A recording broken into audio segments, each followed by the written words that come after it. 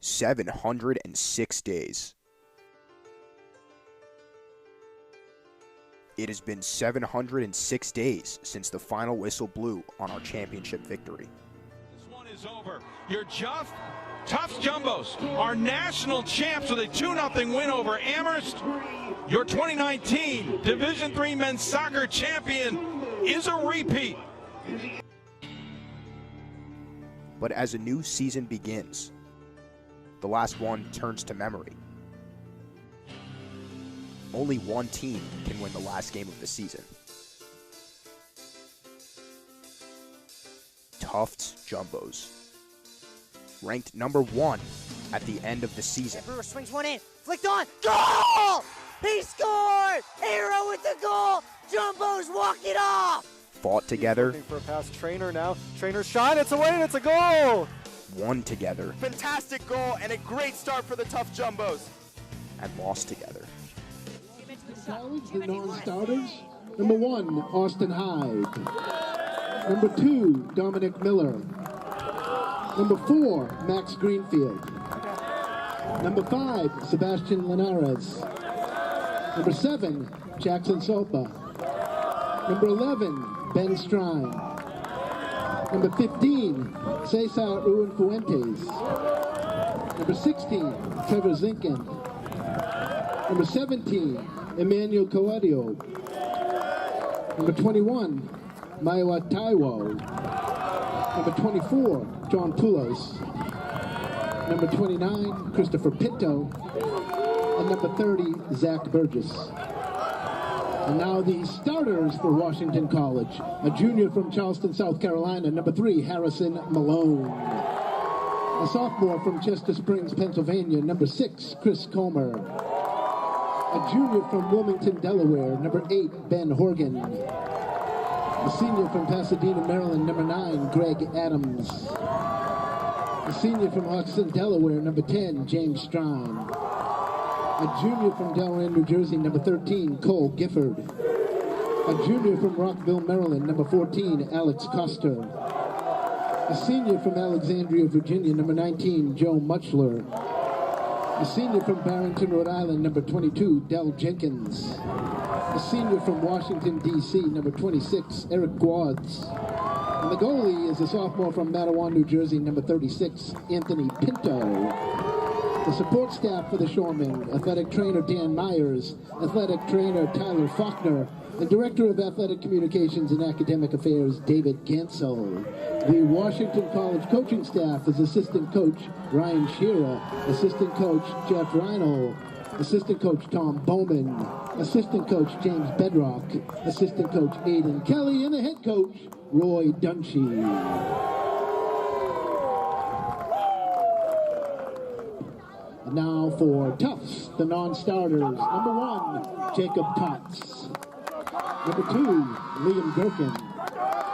Number 4, Max Cook. Number 8, Wooven Shin. Number 9, Max Jacobs. Number 10, Zach Siegelstein. Number 12, Mikey Brady. Number 14, Eric Ingersoll. Number 18, Mark Wynn. Number 21, Anthony Bangia. Number 23, Ethan Feigen. Number 27, Owen Denby. And number 30, Ben Katz. And now the starting lineup for the Jumbos. The goalie is a freshman from Aptos, California, number 0, Eric Loughton. A senior from Albany, California, number 3, Ian Daly. A senior from Glastonbury, Connecticut, number 5, Calvin Arrow. A senior from Cardiff, California, number 6, Derek Engie.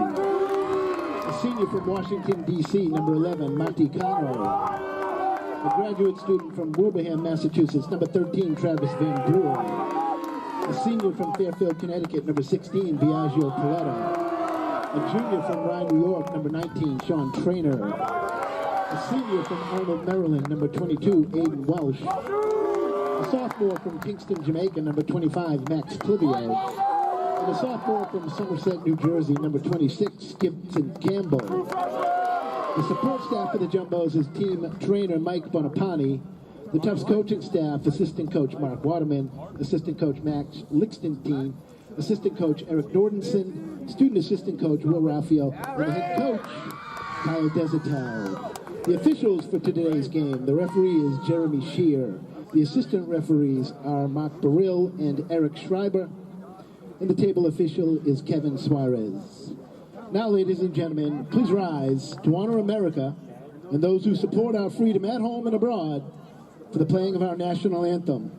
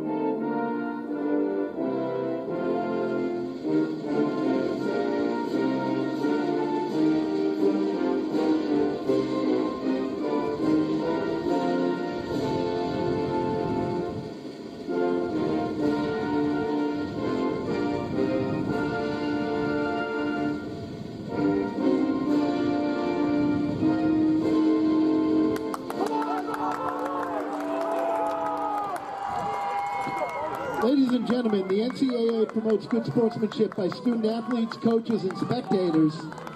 We request your cooperation by supporting the participants and officials in a positive manner. Profanity, racial, sexist, or homophobic. Welcome to Bellow Field, where today we will be treated to the NCAA Men's Division III Soccer Sweet 16 matchup between the Tufts Jumbos and the Washington College Shoremen. It's a tale of two expectations for the teams here today. Washington College making their first NCAA tournament appearance after almost 50 years away from the tournament. The Jumbos here as the tournament favorites, both in the Sweet 16. Owen, how do you think these teams stack up? Yeah, Ethan, great to be here. As you said, a tale of two expectations. Washington College maybe not expecting to make it this far, but definitely riding a huge wave of momentum right now. They're unbeaten in the last 9 games, haven't conceded a goal so far in 4 postseason matches, so definitely a very, very strong Washington College team that's coming to Tufts today. Tufts, as always, will have that expectation of winning the tournament. They won't be happy with anything else. They've proven that they can do it before, and they're the defending champs right now. So Tufts looked a little shaky against Stevens last week, but I think this game could actually set up to be a very competitive affair.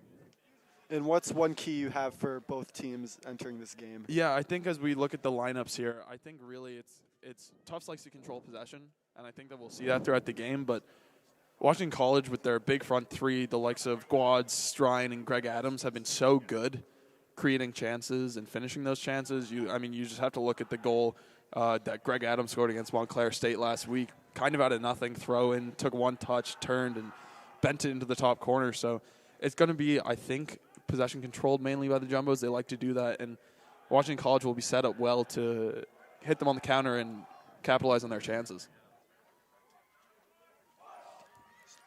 Yeah, so, and then if you look at the likes of Tufts here, Sean Traynor starts today. He only 3 goals on the season, but he's come up big in big moments. He scored in the NESCAC final against Conn College. He scored an overtime winner in the first game of the season.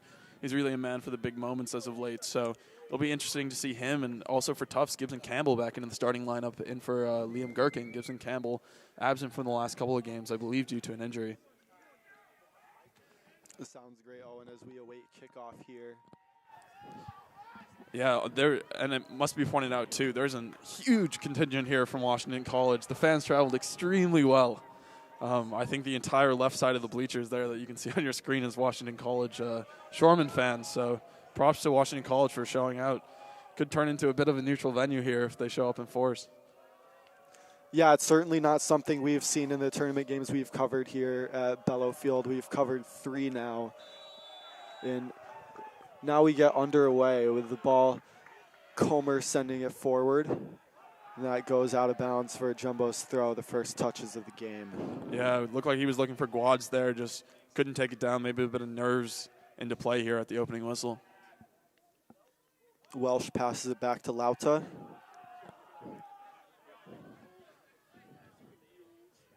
Back to Welsh.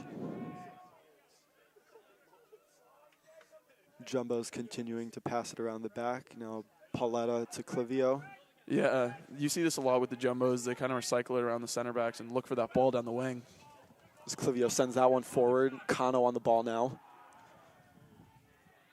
Kano takes it down the sideline. Still has possession.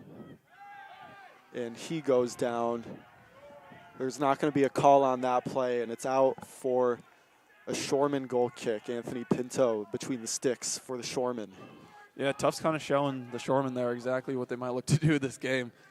Look for that ball over the top with the pace of Monty Kano. Comer now on the ball.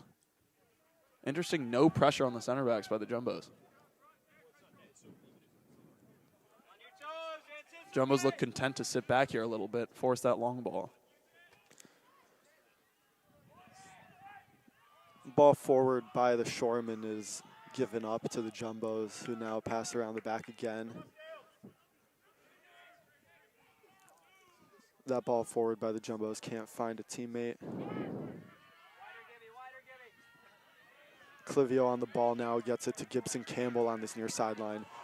Campbell charging forward, Can't find Van Brewer. That's going to roll out of bounds for another Shorman throw. Yeah, the Jumbos will look to trap him in the corner here. This is a tough place to take a throw in when you're in your own half. And he gets ahead to it. Van Brewer clears. It's going to be another Shorman throw.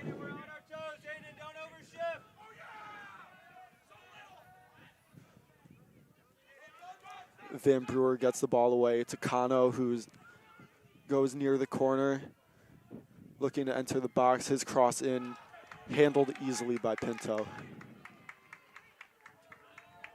So the two teams retreat after a short-lived attack by the Jumbos. Yeah, first little attack there for the Jumbos. Nothing too threatening.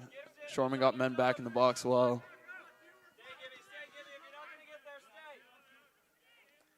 Comer now on the ball. Like that's to the captain, Del Jenkins, who looks forward. His ball forward, brought down by Greg Adams. Adams now, that ball is out of bounds for a Shorman throw. Yeah, Greg Adams in an interview last week actually said that while he's a big guy and knows that he needs to be in the box or crosses, loves getting the ball to his feet. So you saw him great control there with his chest, taking it down and creating a little bit there for the Shorman. Ball being headed around by both teams now in the middle of the field.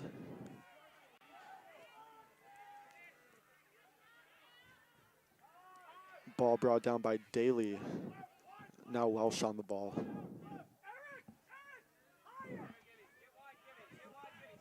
Eric Lauta passes it to Clivio, who dribbles around a defender. Does well there. The Shorman, knowing that he was wanting to give that ball to Gibson Campbell, starting to cut off that passing lane. Handball call, I believe. Yeah, the Jumbos will get the free kick there. Neither team with a distinct height advantage here. I'd be surprised if this one goes into the box, but yeah, as they send it to back to the center back here. Yeah, currently one of the taller players on the Jumbos passing the ball forward. That was Clivio. Now Kano looks for men in the box. He retreats towards the sideline. It's going to be out of bounds.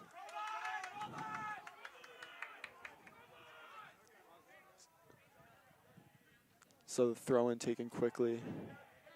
It's going to be out of bounds again, another Jumbos throw. Yeah, we apologize for not being able to get that corner in the frame. The tents are in our way there a little bit with the camera. Clivio now with the ball in midfield.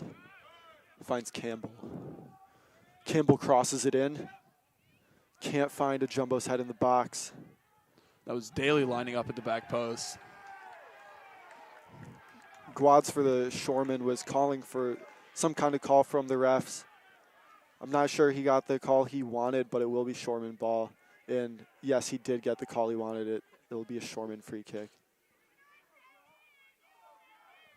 Shorman looks set to take this long. Faked me out as well. Pinto now to Comer. Comer's ball forward towards James Strine. That one's cleared away by Clivio, but only as far as the Shorman. Coster on the ball. Van Brewer tries to get it away and doesn't quite successfully, but now the Shorman give the ball up to Clivio, who has some work to do. Arrow now. Clivio, some nimble feet here early in the first half.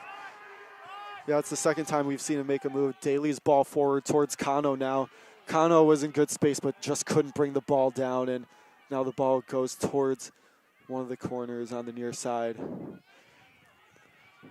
Van Brewer on the top of the box. Welsh now. Welsh's ball in and takes a bounce up into the arms of Anthony Pinto in between the sticks today for the Shorman.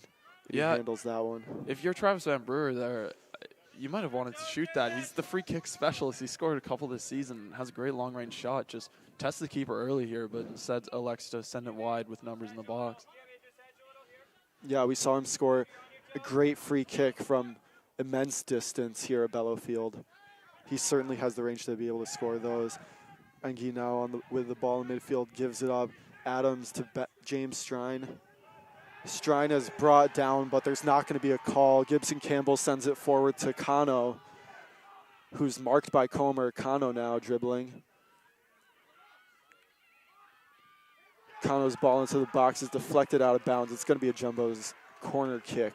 That is Kano's move. We've seen it now for 4 years here at Bellow Field, the step over and then go to the byline, look to cut the ball back. So Jumbos win a corner out of it. We'll see. We'll see what they can do here.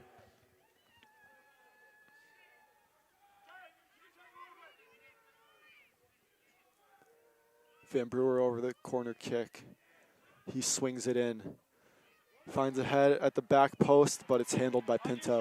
Yeah, that was Daly. Once again, the target there at the back post. Maybe looking to sneak behind the defenders there all the way from right back. So we've seen in this NCAA tournament, Daly being lethal in front of goal, getting a touch on it, getting it past the goalkeeper. Not on that one, though. The Shoremen look to bring it out. Muchler to Comer. Again, the Jumbos unwilling to really press up there unless they make a mistake. Letting the center backs have all the time that they want to find that pass.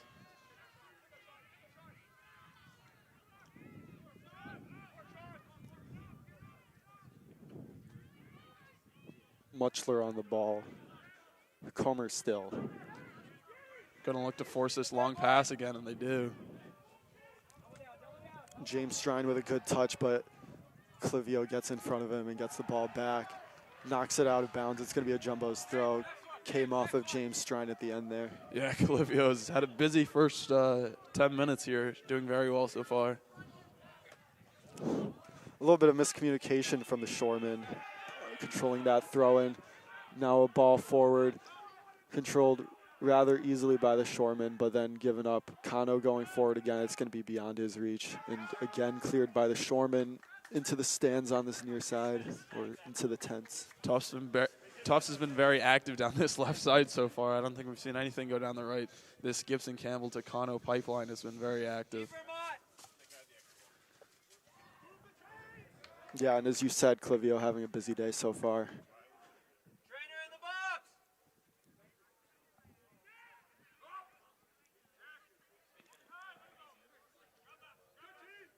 Good marking by Engie there, but the Jumbos do not retain possession. Very high line here for the Jumbos as well, with nobody left back in their own half. Center backs Clivio and Paoletta are 5 or 6 yards inside the opposition's half, really looking to put a squeeze on here. Yeah, and we've seen them get touches inside this midfield.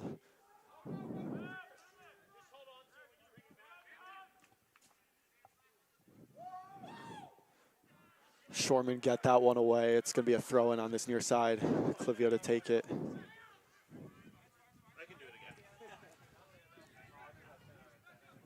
Jumbo's looking to slow things down here a little bit. Now Gibson Campbell to throw. Van Brewer can't find a teammate off that pass. Jumbo's now pressing. Header won by Clivio. Paoletta kind of gave it up in a dangerous spot, but Daly doing good work there to win the ball back. Now that ball forward towards Trainer. Trainer is going to be called for offsides. Yeah, marginal one there, but I think Sean Trainer, you got the legs. You got to give yourself an extra yard there. Make sure that it's not even close. So, but the Jumbos looking to get in behind like they have earlier already so far in this half. Now Comer sends a ball forward. That's going to be a long ways away from any Jumbo's player, as that header back from Welsh looked a bit dangerous, maybe the people in the stands, but Lauta had it covered. Yeah, not much stress on that. A little bit suspect there. That was a ball by Comer, I believe, put into a corridor of uncertainty, as they say. No Sharman there, though.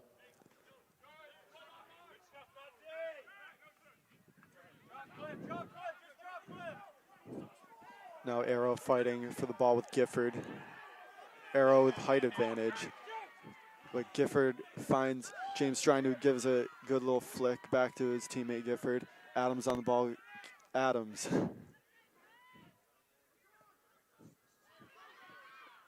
Adams now just swarmed by white shirts in the box. Can't get the touch he wanted, but they recover. Malone on the ball, moving forward. Malone with a move around arrow. James Strine. Strine's cross in.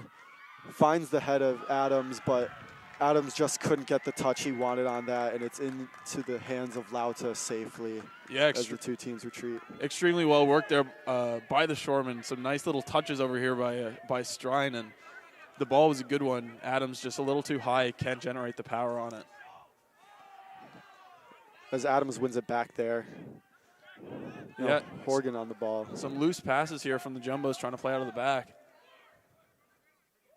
James Strine with another opportunity to cross it in. Has to get around Clivio. Strine just comes up with a whiff on that attempted cross in, and it's going to be out of bounds for a Shoreman throw. Yeah, Strine just looks like he tried to do a little too much there. Clivio pressured him well.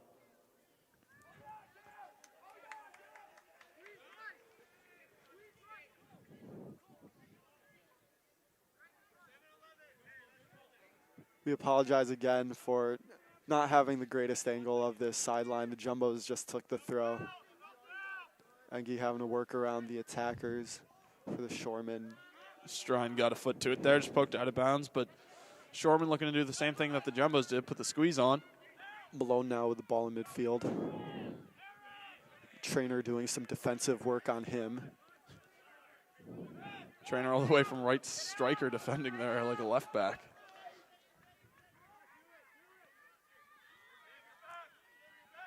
Jenkins on the far side, his ball in. As Campbell falls down, James Strine is going to get it. Strine's cross in. It's not far away from Greg Adams, but it's going to be out of bounds for Jumbo's goal kick. Yeah, as I said earlier, we know what the Jumbos want to do, and it looks like we know what the Shoremen want to do now. Let James Strine create and find that head of Adams. A good ball in there, just timing a tiny bit off, but that was a very dangerous cross.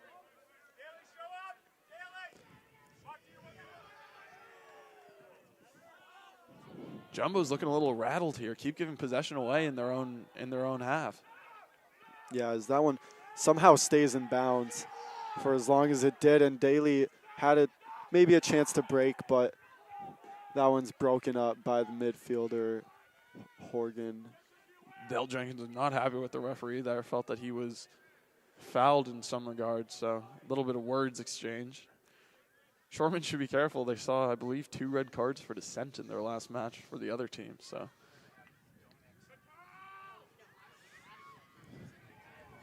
Engie with the ball in midfield, gets it back to Clivio. Welsh now. Welsh sends the ball forward towards Trainer. Trainer can't believe that call, but he definitely was offside. Veered offside for the second time this game. Again, when you have the legs like Trainer does, you kind of got to give yourself that extra yard. But Jumbos are looking for that ball over the top, and I'm sure Trainer will get it right the next time. Coster on the ball now, finds Comer. Comer's ball forward. That one is kicked out of bounds by James Strine. It's going to be a Jumbo's throw. Yeah, good idea there, trying to play the ball with the outside of the foot to bend it around the defender, but just came off a little flat. But as you saw there, when Gibson Campbell stepped up to press, Strine just slotted into where he would be. So, as I believe, taking a quick timeout for Gibson Campbell to tie his shoe. But when Campbell stepped up there, Strine just slotted into that space, and the other striker moved over as well. So you created a 2-on-1 versus Clivio, and immediately looked for the ball there. Great analysis, and yeah, we've seen James Strine attempt a few skill moves today. That one just not coming up successfully, but he's had some skillful passes inside the Jumbo's half.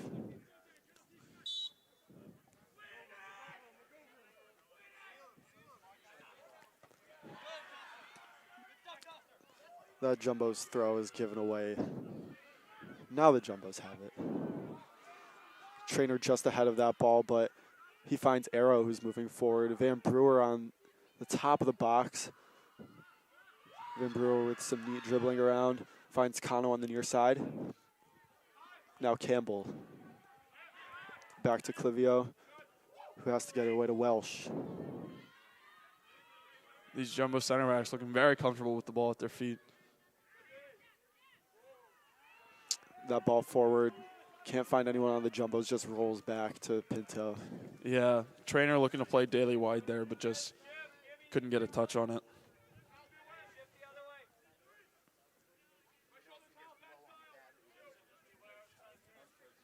Jenkins with the ball on the far side, marked by Trainer. This Trainer-Jenkins battle has been extremely physical so far. Comer now. Jumbo's looking to force his pass forward. Coster. Adams. Strine with not the most careful of passes, but the Shoremen do retain the ball. Yeah, Guad's stealing it back there off Daly. It's been quiet so far this game, as we've said, everything coming along this side that's been closest to us, but Guad's 8 goals in his last 9 games, so he's a man in form. Great tackle there made by Welsh. It looked like Del Jenkins had the chance to break. Now Campbell open on this near sideline, closed in by James Strine. Engie now brings it down with his chest. Arrow. Arrow's ball over the top, can't find Trainer. That was much better worked out of the jumbo half than they were showing in the first couple minutes there. So triangles are being formed. They're starting to pass a lot better, find their man open. That ball forward.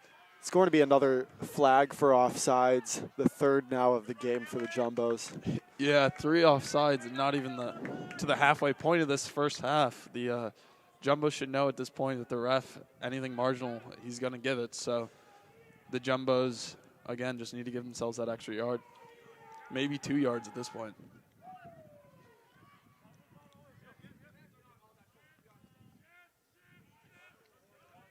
Jenkins now. Cuts it back.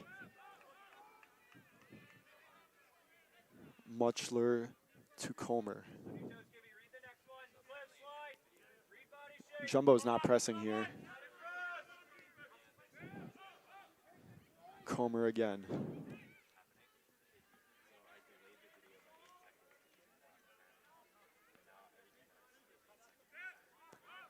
Now back to Pinto.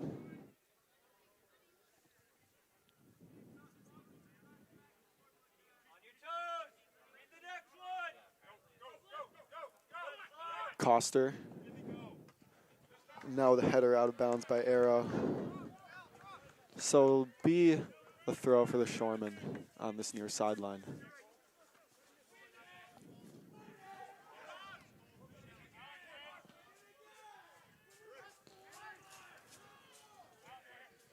Pauletta's clearance, not quite effective. Coster now back on the ball. His pass forward into the crowd of Jumbo center backs.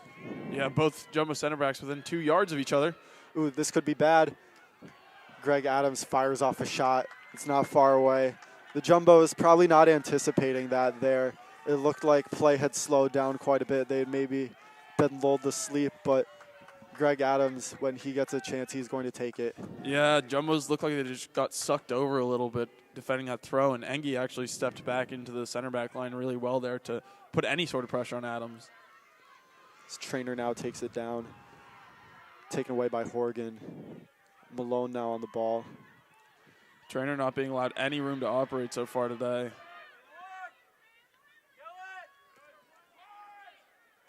Jumbo's regained possession. Trainer now makes a great move by defender. It's a 4-on-4 here if they go quickly. That ball forward towards Daly. He's going to cross it in. Brought away by the Shoreman. Shoreman now here can counterattack.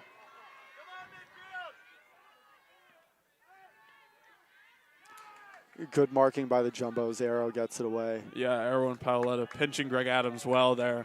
The Shoreman only had one man forward. I think they were all still tracking back from the previous counter when it was a 4-on-4, so Jumbos did well there.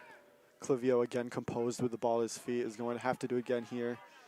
gets it back to Lauta, who's pressed by Adams. Lauta with not the greatest pass to Campbell. Coster had gotten ahead on it. James Strine now with the ball. Passes it with the outside of his foot towards Coster, who's brought down. And Pauletta is going to be called for the foul there. No cards out. Definitely a foul there. A little bit of a silly one to give away there. I don't think he was actually going anywhere. Now, you've seen the quality of the ball that Strine could put in from in play. Let's see what his set piece skills are like. But yeah, really dangerous place for a free kick here. It looks like the lefty will go with the in-swinger here towards the keeper. Yeah, the Shoremen now with another chance to get a shot off. They've had a few so far. This is a dangerous position. Yeah, just looking to put this towards the back post into that corridor of uncertainty. James Strine's ball in. And it's volleyed. Great. Volleyed with good contact, hard contact behind it. I think that was Del Jenkins getting the shot off there, the captain. But it goes over the crossbar. We're going to have a substitution. Ben Strine now coming into the game. Gifford is going to come off for the Shoremen. Yeah, a couple good chances now for the Shoremen. Tufts with a couple of their own, but neither team can convert yet. It's very much like what we would have expected, right? With both teams being so resolute defensively. Again, Shoremen not having conceded a goal in this postseason. And the Jumbos, their ever-strong defense, anchored by Lauda.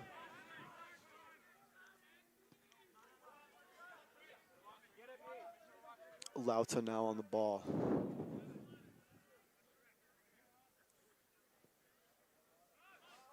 Sends it forward to Daly. Tries to find Kano, but Jenkins has a good intervention there as the Shoremen regain possession. Engie now with the ball in midfield, makes a good move around Malone. Yeah, as you've seen these Tufts midfielders settle down a little bit. More time on the ball and a little more composure. It was a bit like ping pong for the first 15 minutes of this game. A hard ball in. Now with Van Brewer in the center of midfield. Ball brought away by Ben Strine, who gets his first few touches of the game. Yeah, almost an immediate impact there. Jumbo's players call for a hand, but the ref says Del Jenkins did not use his hand. The ref had a very good view of that one right in front of him, so.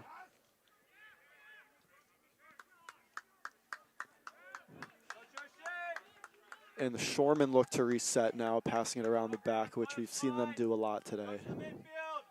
Yeah, and again, Tufts just willing to let the center backs have their time, and Comer's played a couple of these balls out to the wings, but Daly picks that one up. Daly now with the ball as another wing back. Liam Gherkin prepares to come on. Van Brewer now tries to work it forward towards Kano, but it's gotten away by the Shoremen. James Strine with some work to do, and he can't do it. Kano now with the ball, entering the box. Kano's cross in. It's hit away by the keeper, Pinto. Yeah, I think that was actually a shot. Looked to sneak it in the near post there, maybe thinking that the keeper was going to expect the shot. Yeah, it was a difficult angle there.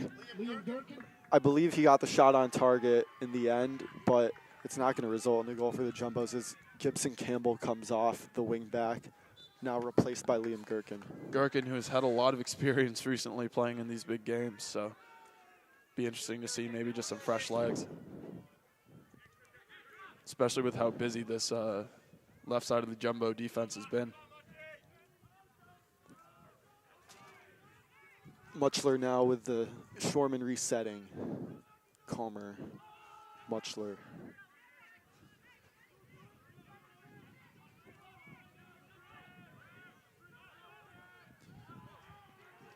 Pinto. Kano pressing, and Gherkin looks to get it away. Gherkin still chasing. Now the clearance by Anthony Pinto. Pauletta got a touch on it, but the ball is retained by the Shoreman. That ball forward by the Shoreman is going to end up in the hands of Lauta as the Jumbos look to move forward again.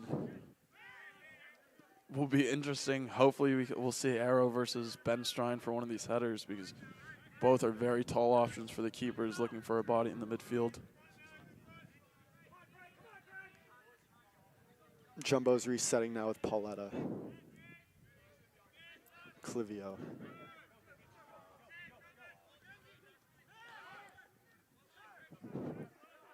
Engie looking forward, finds Van Brewer. Van Brewer gives Kano chase to the ball. A poor touch taken there by Pinto, but he ultimately comes away with it. Gets the ball in the direction of James Strine. Clivio now getting it to Van Brewer. Coster giving chase on this near sideline near our cameras. Van Brewer does well there, just quick feet and gets the foul there. Gives the Jumbo some relief because that was a lot of pressure there. They were under for a while. Yeah, super physical just now on this near sideline. Van Brewer going down, drawing the foul. Yeah, cornered on that left side. Van Brewer did great to kind of turn the corner there on that ball, and just a yard too far for Maticano. Ball in the direction of Kano again. There's going to be a call. Yes, that's the fourth offsides on the Jumbos. Calvin Arrow there expressing his displeasure at his forward straying offside.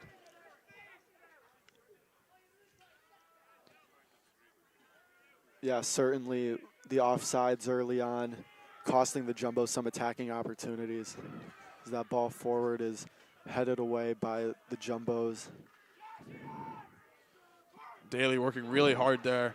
Enough pressure to win the ball back for the Jumbos. Trainer now moving forward. He has Gherkin alongside him. Gherkin now. Clivio with space. Gherkin on the near sideline. Kano sends a cross in. It bounces into the hands of Pinto. Good idea, just nobody really running onto it there. Jumbo's a little flat-footed in the box.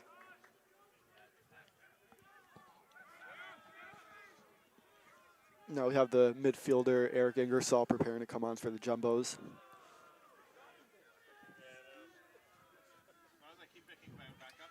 Jumbo's pinching over a lot. Strine being given a lot of room here at the back post.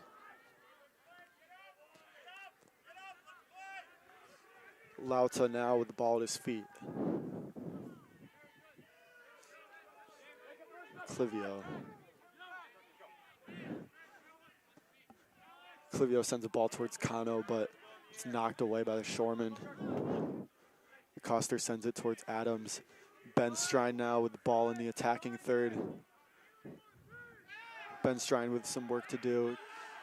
Clivio just stuck a foot in there. Strine thought he was fouled. Trainer now with some Shoreman defenders on him, and Horgan draws the foul there from Trainer. Trainer not quite adept with that defensive work, commits the foul. The Shoremen seem intent here so far in this first half into talking their way into the book. The ref having to go speak to one of their players there for a couple counts there, just yelling at them. Ball forward by the Shoreman is going to go out of bounds. Jumbo's throw. Daly looked to take it quickly, but the pause of play is made so that Ingersoll can come on for Engie. Max Jacobs, the striker, will also come to the game. He scored in the first round against New England College.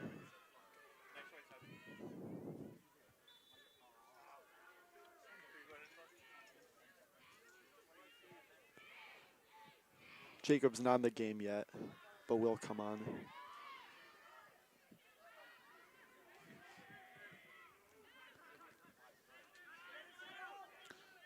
Shoreman just looking to take it back under control here. So that looked to be an accidental, but definitely a handball there by Gherkin. So the Shoreman will have a chance here to play it long if they'd like. Comer has been great so far on these long crossfield balls. So you see another one there.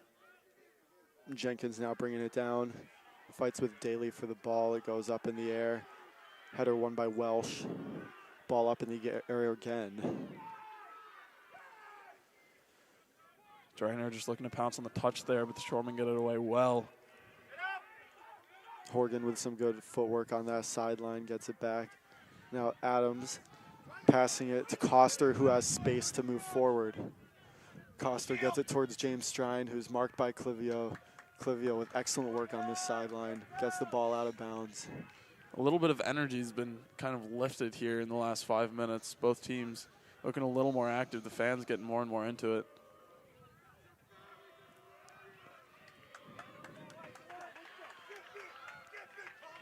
The fans now chanting 7 Nation Army, so they are into it.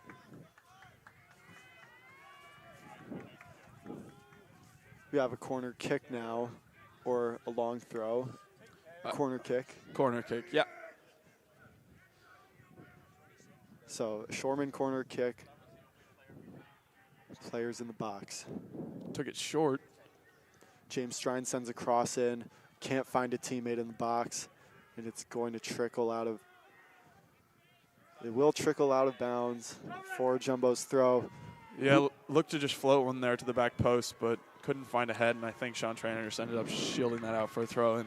Woo Vin Shin replaces Travis Van Brewer in the center of midfield for the Jumbos. Max Jacobs replaces Sean Trainer up top.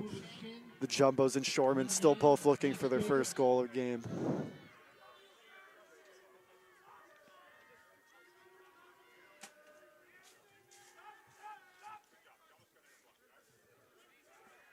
Jumbos ultimately control that ball. Moving shit, a little bit of acrobatics there. Now Woo Vin Shin getting some touches. Arrow now at the top of the box. Gherkin. Arrow. No, Welsh.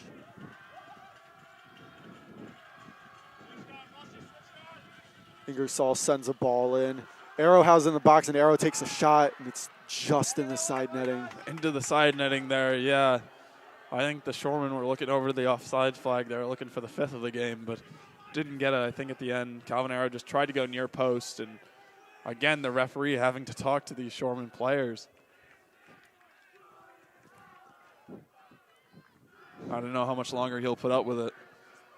Yeah, good build-up play by the Jumbos there as Anthony Pinto prepares to take this goal kick, which he takes short.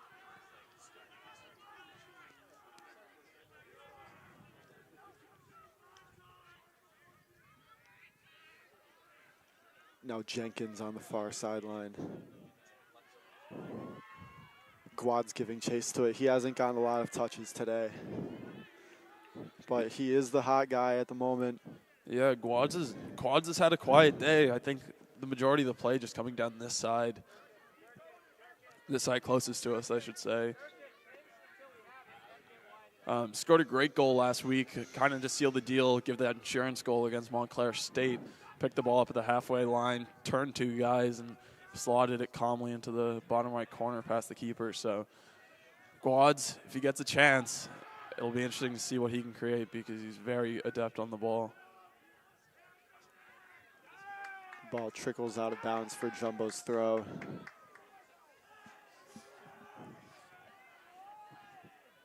Throw can't find a Jumbo's player.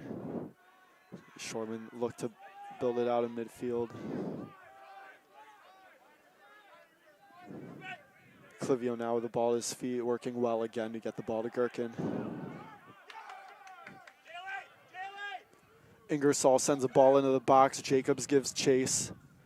It's almost out of his reach. Can't get a great touch on it as the Shoreman clear. Clivio having to chase back to get that. A lot of bodies back in defense for the Shoreman. Clivio looking for a ball forward. Kano giving chase to it in the end, but couldn't get a touch. Arrow brings it down. Gherkin now on the edge of the area. Jacobs now chasing into the box, can't bring it down. Shin now. Shin, a lovely touch there. Faked the first time shot. Yeah, as the Jumbos retain possession on a possession where they look to lose it, but now they do. Header by Clivio. Adams marked by 2 Jumbo center backs.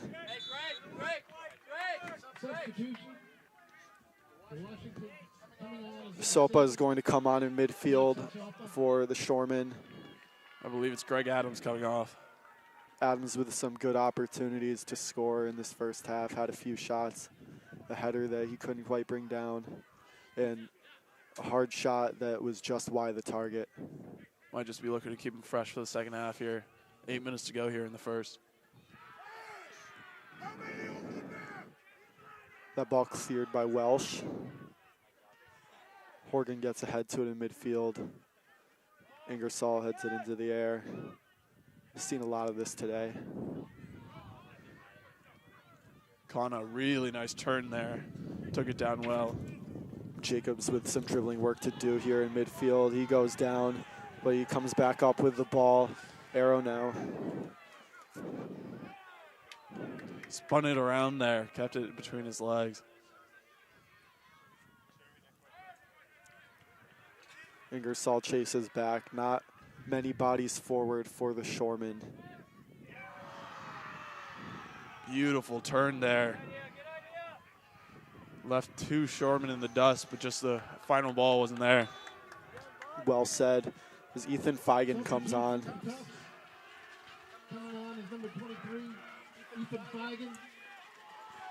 Ethan Feigen, the freshman midfielder, is going to replace Mati Kano, who had some work to do on this near sideline in the first half. Began to press well at the end, but the Jumbos still looking for their opening goal. Yeah, Feigen, who scored the lone goal in their NESCAC semifinal win versus Middlebury.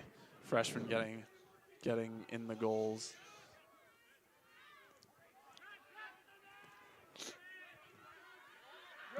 Ben Strine sends it forward towards Guads. Guads now with a chance. Guads looking into the box. And that ball's just beyond the reach of Malone into the hands of Lauta. Yeah, dangerous ball there. Malone just a step shy of a real goal-scoring opportunity there. Lauta collected well. Yeah, so Guads not a lot of touches in this first half, but he looked to create a good attacking opportunity there. Making them count. It looks like Ben Strine has now gone into more of a striker role here for the Shoremen. With Greg Adams coming off. Jumbo's looking to bring it out of the back. The distribution by Lauta given away the Shoremen. That ball chased back by Welsh. And ultimately, Welsh will be successful in ushering the ball out of bounds for a Lauta goal kick, as we have under 6 minutes to play now in this first half. Both teams still scoreless.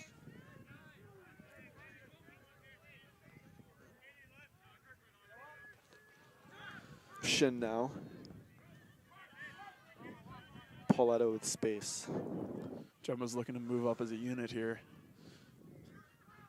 Well, the Shoremen not exactly pressing hard, but making it uncomfortable for the Jumbo, sitting there 3 attacking trio in between the defenders in the midfield.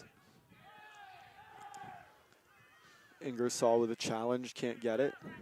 Comer sends it forward. Gets to the head of Pauletta, and Shin gets it to Daly. Shin sends a ball forward towards Feigen, but the Shoremen cover. Yeah, good idea there by Shin. Well intercepted by Jenkins. Now that ball in by Daly. Good intervention by the Shoremen. Gonna be a Jumbo throw here. Taken short and quickly to Arrow.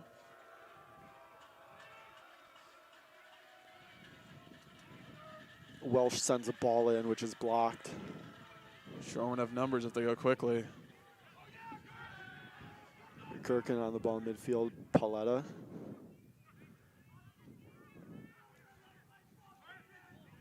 Pauletta sends a ball forward. Max Jacobs gives chase. He moves towards this near sideline, and it's going to be out of bounds for Jumbo's corner kick. bodies will pour into the box for this one as Shin will take it. Yeah, 3.5 minutes left in the game. Or sorry, 3 minutes and 48 seconds, not 3.5, as the Jumbos now look. Pour a little pressure on everybody lined up at the back post. Will be interesting to see which way they run here.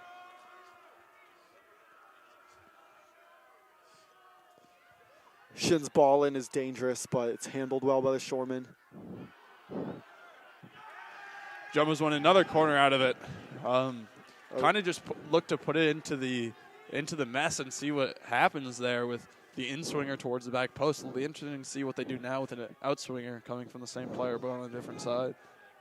Yeah, the shot from Feigen there with an unlikely shot at scoring, but it hits some bodies, comes last off a Shoreman, and it's going to be another corner kick from Wu Shin, this time from the far side.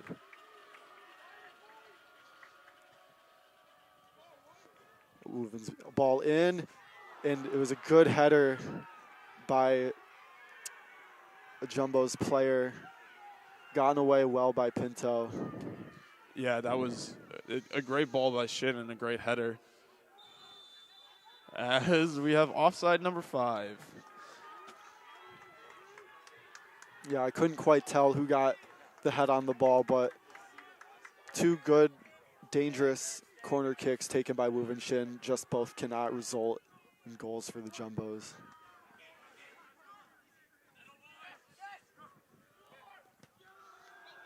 Feigen now giving chase, covered by the Shoreman. Gherkin now pressing. Both sets of center backs have just looked so good on the ball.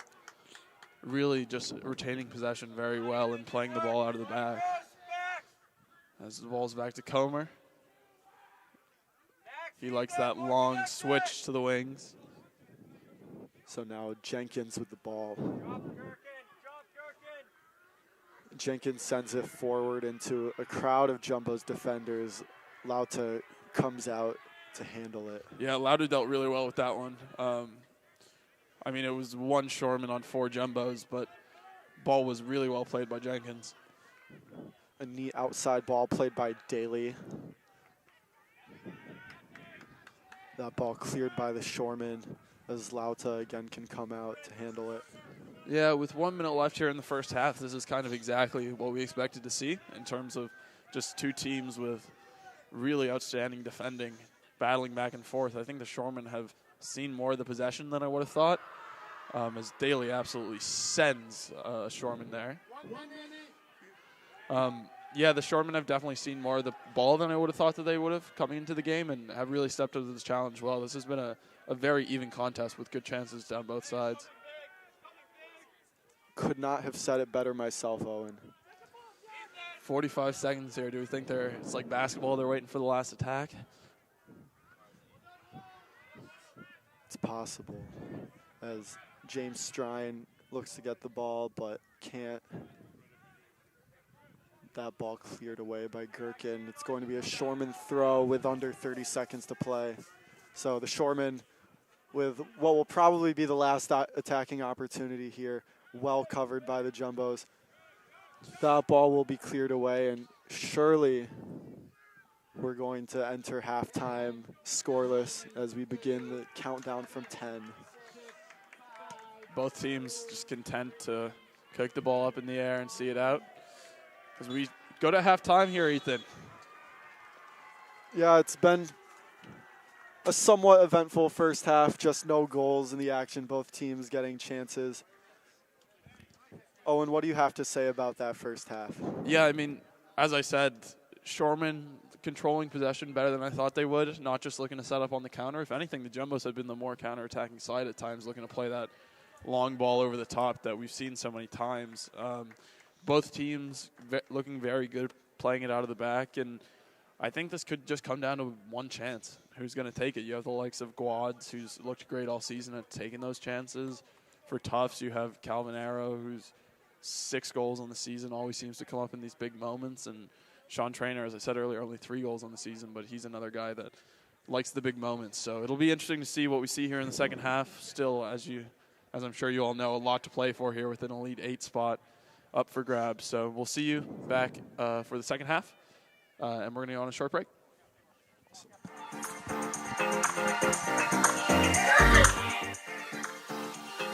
Let me show you something.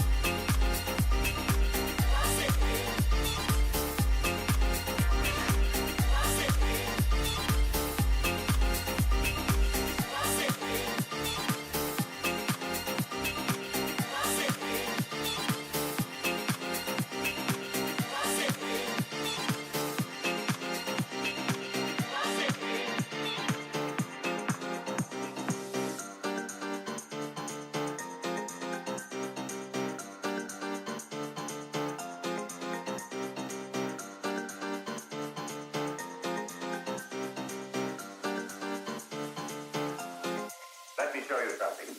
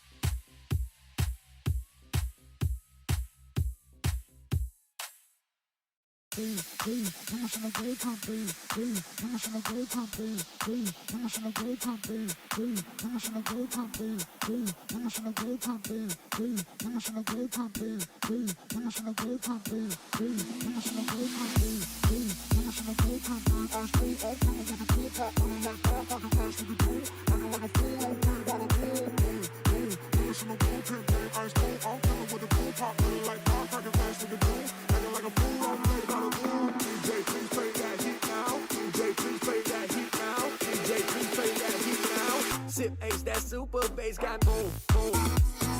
Got me dead live, I'm Kurt Cobain, boom, boom.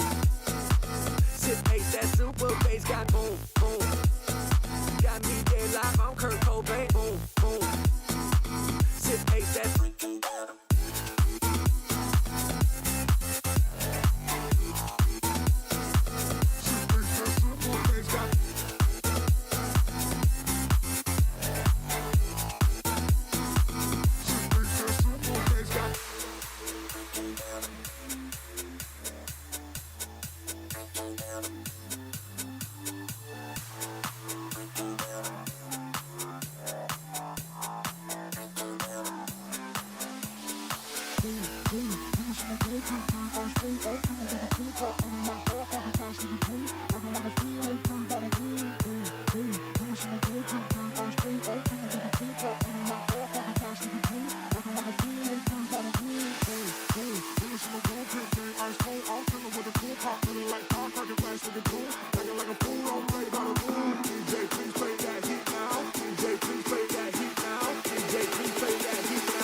Sip Ace, that super bass got boom, boom. Got me dead live, I'm Kurt Cobain, boom, boom. Sip Ace, that super bass got boom, boom. Got me dead live, I'm Kurt Cobain, boom, boom. Sip Ace, that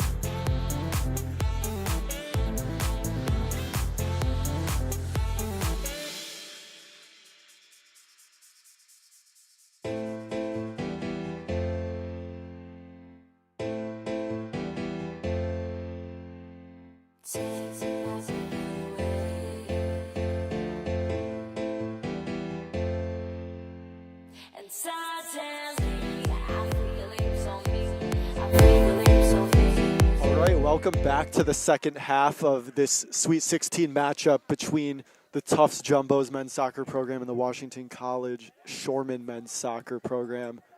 We're here approaching the second half kickoff with a scoreless tie between the Shoremen and the Jumbos. Owen, if you're the two teams' coaches at halftime, what are you telling your players about the game going forward? Yeah, I think for the Jumbos, just re-emphasizing the fact we've been here before. You know, this is what we're expecting, a good defense, and just to keep going, trust in the quality that they have, and that'll pay off, and they'll get their win. If you're Washington, I mean, you're 0-0 at halftime right now against arguably the tournament favorites, and you've played to their level. I mean, this has not looked one-sided at all. The Shoremen aren't lucky to be 0-0 here, and if anything, they might be a little unlucky not to be 1-0 up. So I think if you're the Shoremen coach, you just tell your guys, you know, we're here. We've proven to everybody that we deserve to be here. We're playing well. Just keep at it, and let's have that little moment and go get your goal. All right, and we kick off here. Travis Van Brewer sends it forward. Del Jenkins just lets the ball go out of bounds. Again, if you're just entering this broadcast, we don't have the greatest view of this near sideline, but the Shoremen just took that throw. Adams couldn't find Gifford there. And now the Jumbos reset with Lauta. Clivio on the ball. Clivio sends it forward. Arrow now in midfield. Daly tried to find Trainer, but Del Jenkins with a good intervention there. Great turn there by Guads. Good space by James Strine, or he gets the ball forward, cleared by Ingersoll. Trainer now. Arrow clears it into his own players. Yeah, Tufts back with the starting lineup that they had, starting the game obviously, but the one big change is that Gherkin stays in. Gibson Campbell still on the bench. And why do you think that could be? Could be a case of you're just going to bookend Gibson Campbell where you give him first 20, last 20. Could be a case of, you know, Gibson Campbell coming back from an injury, went out there for 20 minutes and isn't feeling so good. So who knows really. But that's the decision that Coach Desautel's gone with. The Shoremen now retaining the ball in midfield. A lot of play in the first half was concentrated near sideline. Now it looks like with the side switched, it's going to be a lot of play concentrated on the far sideline, which has happened so far in the first 2 minutes of the second half.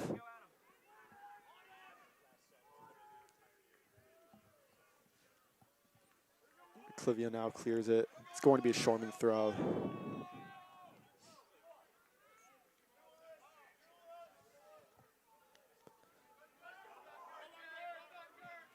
Gherkin heads that ball out of bounds for another Shoreman throw. Horgan now working on that far corner.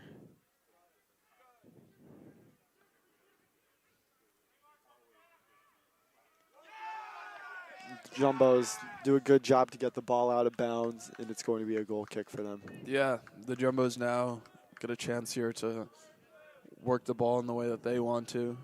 Kind of try to start the second half hot here.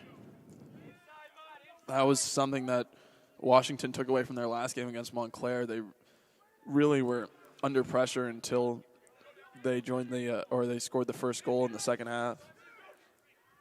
Trainer now trying to work forward. Good defensive work by Muchler. Handball there, but deemed incidental as Trainer takes someone out. Look to go over maybe a little softly there, but that call is always going to be given. Yeah, good job by Gifford there to draw the foul call, and now the Shoremen look to work out of the back with Muchler. Now Comer. Back to Pinto. Pinto distributes well, but good coverage there by Gherkin. Now Giffords tries to find a teammate. Can't quite. James Strine was tripped up a little bit, and the Shoremen will get that foul call. Yeah, just his run impeded there by Arrow, who's just a little late getting there. So Shoreman have a chance here with Comer on the ball, who, as we've been saying, loves these long crossfield balls. Chance here to pump one into the box. Instead elects to go to the left back, Del Jenkins. And the captain there, Del Jenkins, not quite controlling that. Wasn't under a lot of pressure, but just misread that ball. Trainer elects not to take the throw in. Daly will take it. Who passes on to Welsh, actually. So a bit of creativity on who's going to take these Jumbo's throws as Welsh sends it forward. Trainer now in the center of the field. Arrow with space, sends a ball forward. Brought down by Daly, who got a good first-time touch in the box. Yeah, hard to tell if that was a cross or a shot there, Ethan, but it caused the keeper, Anthony Pinto, some troubles either way. What a great ball over the top that was to find Daly. Yeah, not quite enough trouble. It looked like it was probably a cross given how softly Daly got a touch on that ball, but a great job to bring it down, just doesn't result in the first goal for the Jumbos. Jenkins can't find a teammate on this near sideline. Now Clivio on the ball. Clivio sends it forward towards Trainer, who chases. Ball handled well by Horgan. Yeah, came back well there, picked up the scraps and sends it out of bounds, giving the Jumbos possession back. The Shoremen have looked maybe a little shaky so far here coming out of the second half. Would have expected to see a little bit more energy and enthusiasm out of their players after the halftime talk. Now Kano with lots of space on the far side, looking for a scoring opportunity in the box. He sends one in to Trainer. Daly gets a touch and Daly scores! Daly, the top scorer, finishes. And we have an opening goal at Bellow Field with under 40 minutes to play. I mean, what do you say about Daly from right wing back? Top scorer for Tufts with now 8 goals. He's also the leading assister with 6 assists. And, man, he just finds that space at the back post so frequently. And, man, did he put his laces through that one, really just firing it past the keeper. Keeper, no chance there.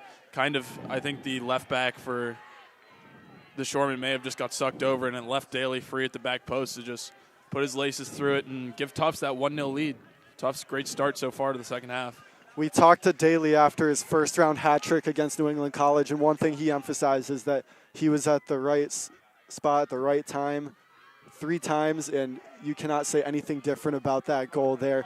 Daly in the right spot, getting amazing contact on it, amazing power on the ball, forces it past Pinto into the side netting of the goal. No one's saving that, and the Jumbos have a 1-0 lead here with under 40 minutes left to play.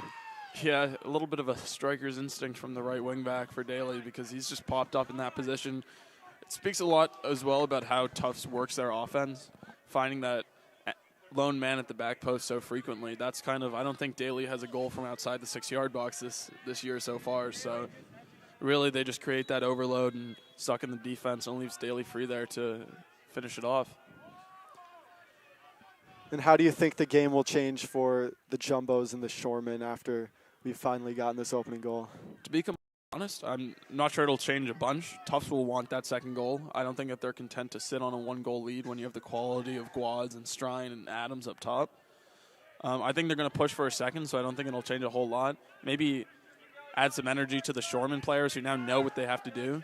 All right, not really playing for a 0-0 draw anymore. Not that they ever were, but it could have been in their minds, take it to penalties. So Shoreman know that they need a goal. Will probably come forward a little bit more, but I think from the Tufts front, they'll still look to attack quite a bit.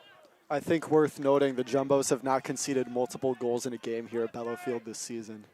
Yeah, that was the first goal that Washington College had conceded in this postseason.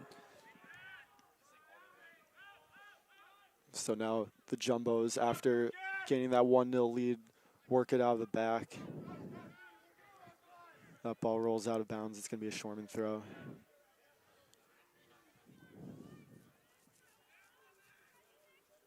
The ball bouncing around on that far side. The Jumbos ultimately get it clear.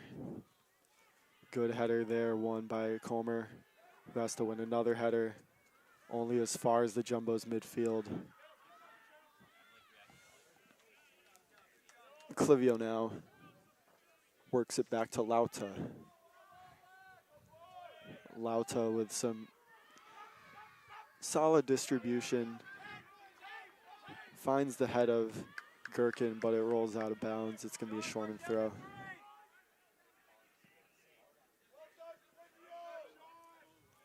Trainer gets ahead to it, but can't find Van Brewer. Ingersoll to Daly. Daly can't get it around Del Jenkins, but Ingersoll regains possession, gets it to Gherkin. Gherkin moving forward on this far side. As we've had a stoppage in the clock. Not 100% sure entirely what's going on here. They're just stopping the clock for a second, maybe to fix some shin pads or something. But going back to that Daly goal, I remembered an interview with Roll Bose after the game last week. He said that him, Alex Ratson, and Bryce Visnick have a competition in training called the Rat Pack to see who can score the most back post goals, and he scored a lot of them this season, so all the training paying off. Yeah, that's exactly the type of goal we expect to see from Ian Daly. Maybe more powerfully struck than we would have expected, if anything, as we saw him get 2 tap-in goals in the game against New England College. That one there, not quite a tap-in, but a first-time touch into the back of the net. That ball forward to Daly towards Trainer. Trainer brings it down. Trainer with lots of space. Trainer now working into the box. Trainer with good dribbling forward, just can't get away there. Yeah, that's where Trainer's at his absolute best, picking up the ball with a little bit of space, a couple of guys to run at. That's what Trainer's done all season, really created a lot of opportunities that way for the Jumbos. Kano now giving chase, and the ball will go off of him and out of bounds. Yeah, if you're the Shoreman here, you need a chance and you need it quick. You know, just a shot on goal, something to keep the belief in these Shoreman players. They've done so well to this point in the tournament, and you just don't want to see those heads fall. So as a Shoreman, bring it up here. Jenkins now with a ball in.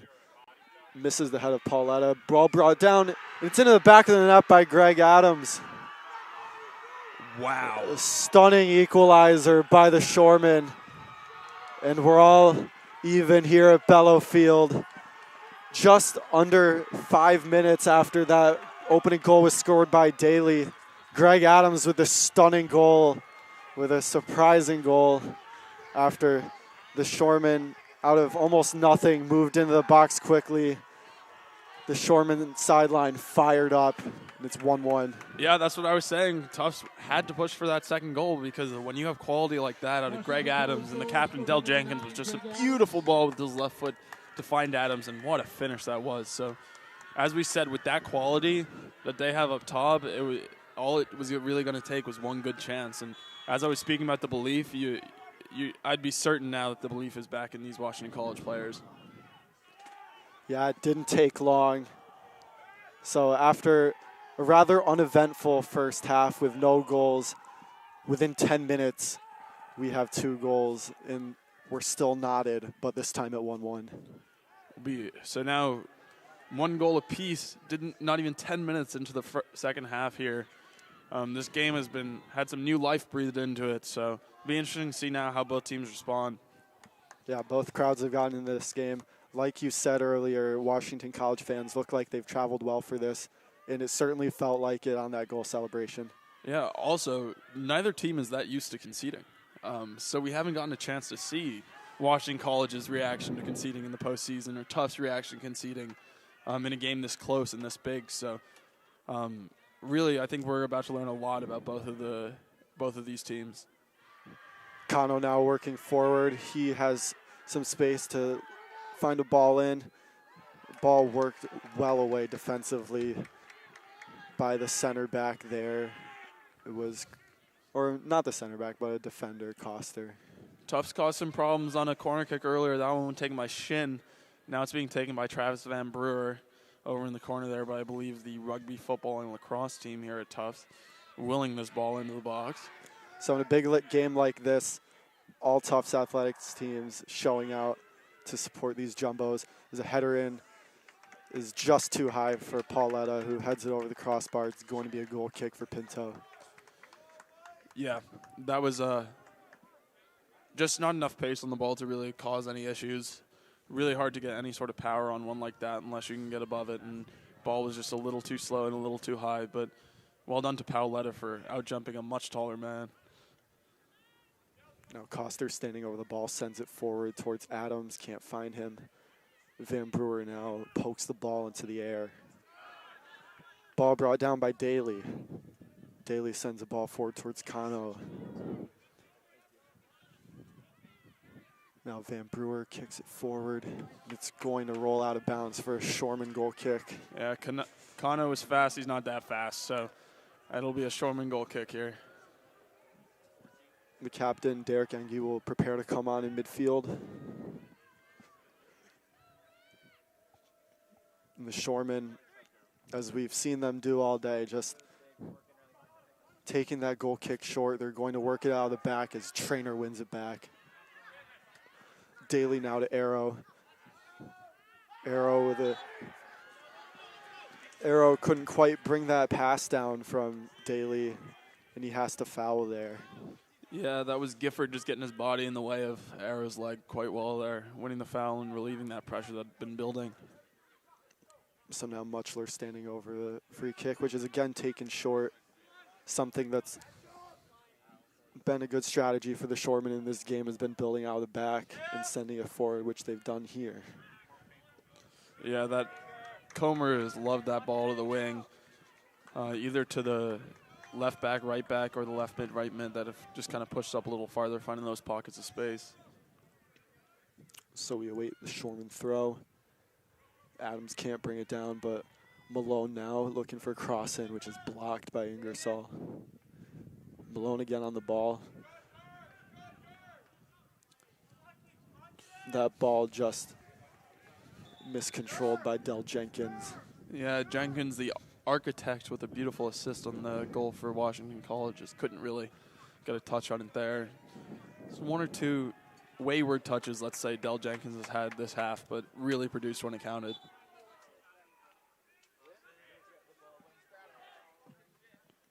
Thrown from the Jumbos.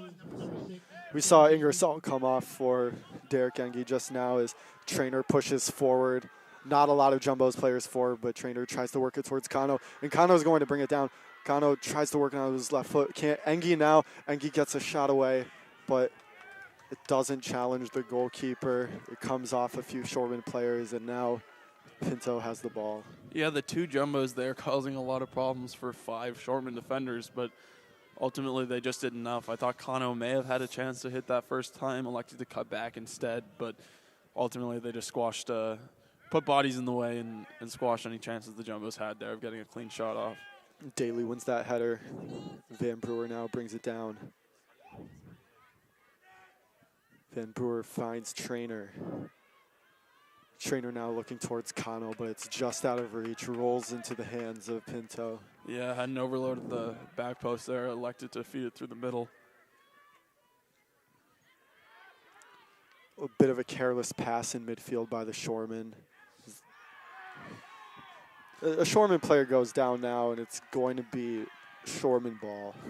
Yeah, lots of free kicks from this area, and they've, for the first time, elected to pump it long into the box, and to no avail. I don't think that the other Shoreman players were ready for that one.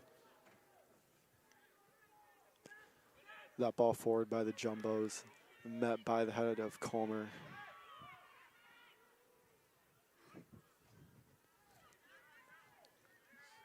Malone now working on Arrow. Can't get it past him, but now Malone controls the ball. Malone looking for Guads. Guads moving forward, just swarmed by a crowd of white shirts. And now Kano gives chase on Jenkins. Jenkins brings it down. Yeah, Guads is not the guy you want to give time and space to dribble. Actually gave him a good bit of room to go to the left, but ultimately decided to take it back into the traffic, and chance is gone. Much better tempo to this game now, though.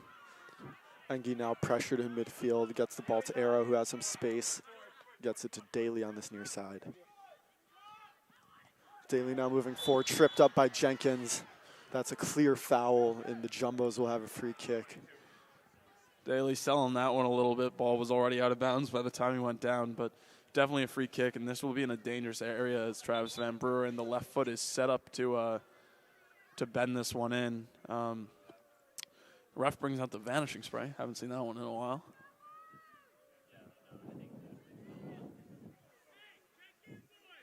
We've seen Van Brewer score from around this distance. This might be out of range. Almost certainly he's going to bend this in. Arrow can't get ahead to it. Yeah, I was just looking to flick it back, but just over his head. Gherkin back in defense in that center back position, a little bit of an unfamiliar spot for him. But the Jumbos control, and they look to build it out of the back. Lauta's ball towards Arrow. Arrow can't quite get the touch he wanted on that. And now Pinto controls.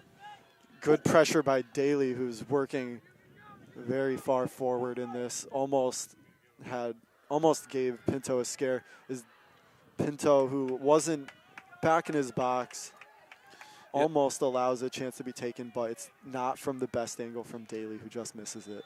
Yeah, DIII unaware there that he had men at the back post when the ball kind of just fell to his feet. DIII with the goal-scoring instincts looked for a shot there when there wasn't quite one to be had. Zach Siegelstein will prepare to come on for the Jumbos in midfield.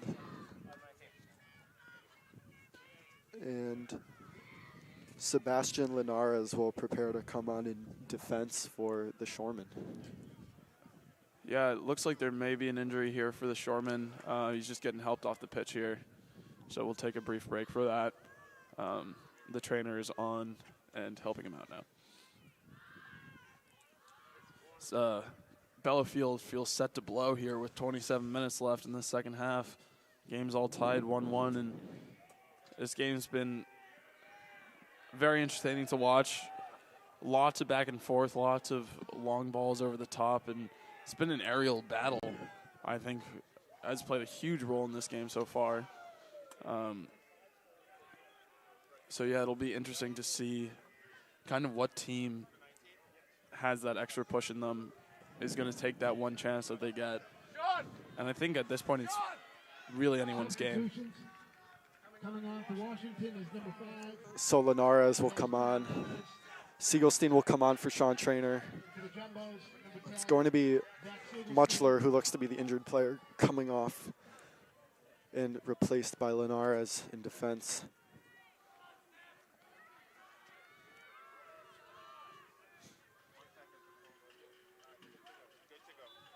So the Shoremen with a throw on the far side, as it seems like more and more fans are pouring into the stands and around the stands, as I'm sure they've become aware of the news that we have a close game here, dwindling down the NCAA Tournament Sweet 16 with a spot in the Elite 8 on the line.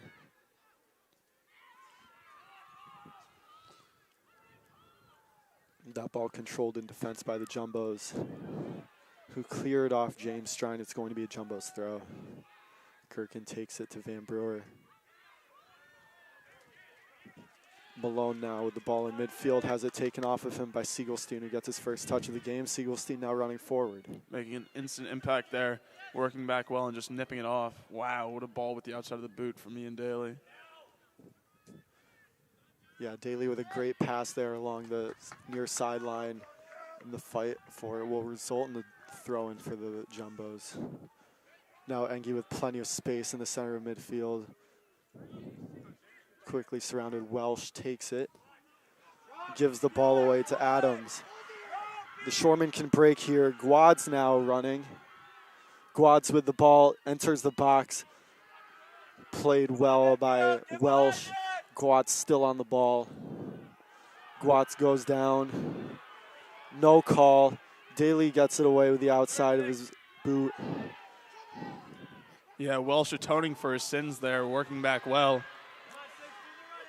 Now Kano far outnumbered in the Shoreman half of the field, but Kano still working forward. Ball eventually given away. Linares getting a touch. As Greg Adams, a little pass to nobody there. Jumbos look to keep building this pressure.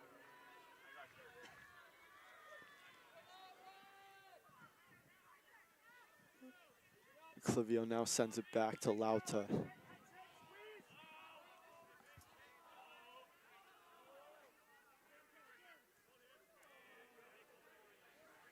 Lauta still on the ball. Arrow back in what could probably be considered the center back's position.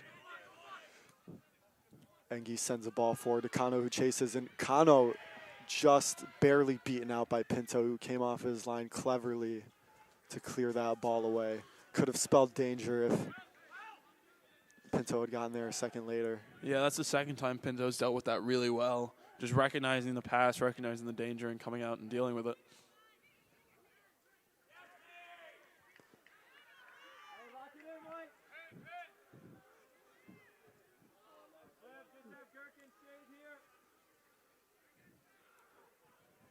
We apologize again for not having the best view of this near sideline, but it looks like it'll be a Shorman throw, which is recovered by the Jumbos. Van Brewer chasing in midfield. Gherkin brought down. The crowd screams for a foul, but the players know there won't be one. Yeah, it looked like a strong but fair challenge there. Ref had a great view of it. Pauletta sends it forward. Kind of just in between two players. Makes Gherkin do the running and then flags him offside. So it's part of the new offside rule. Yeah, the Jumbos with quite a few offsides calls not going in their favor today. Yeah, I believe that's 6 now. One more and they'll start calling it Tokyo Drift.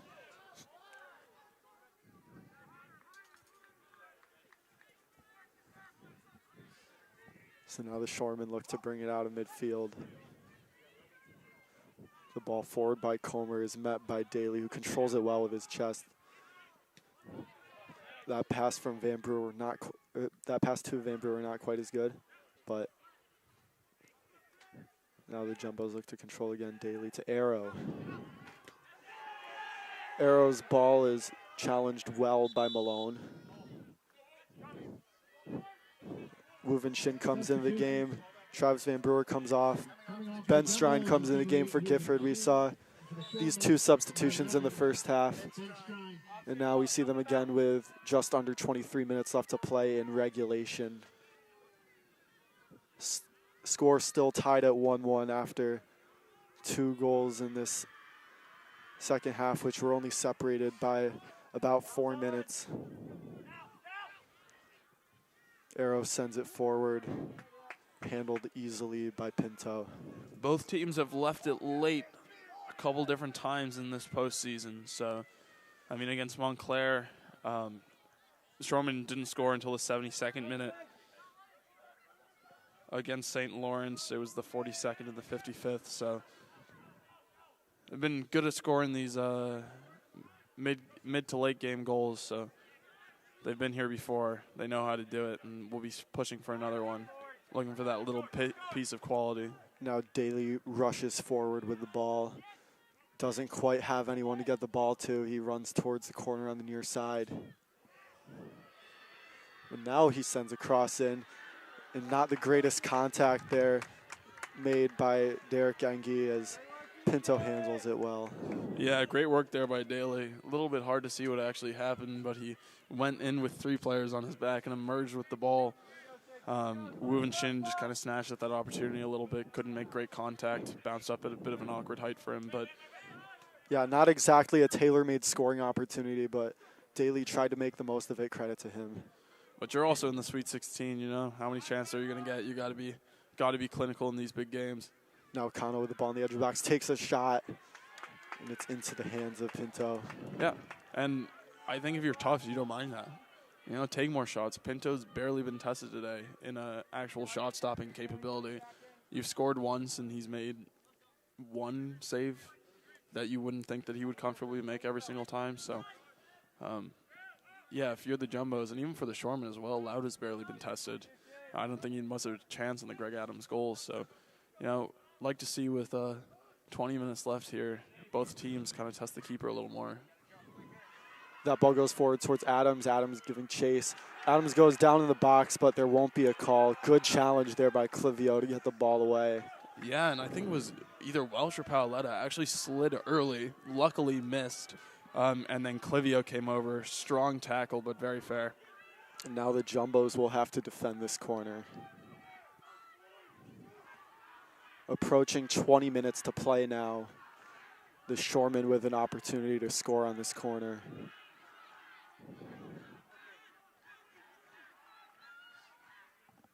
James Strine takes it short.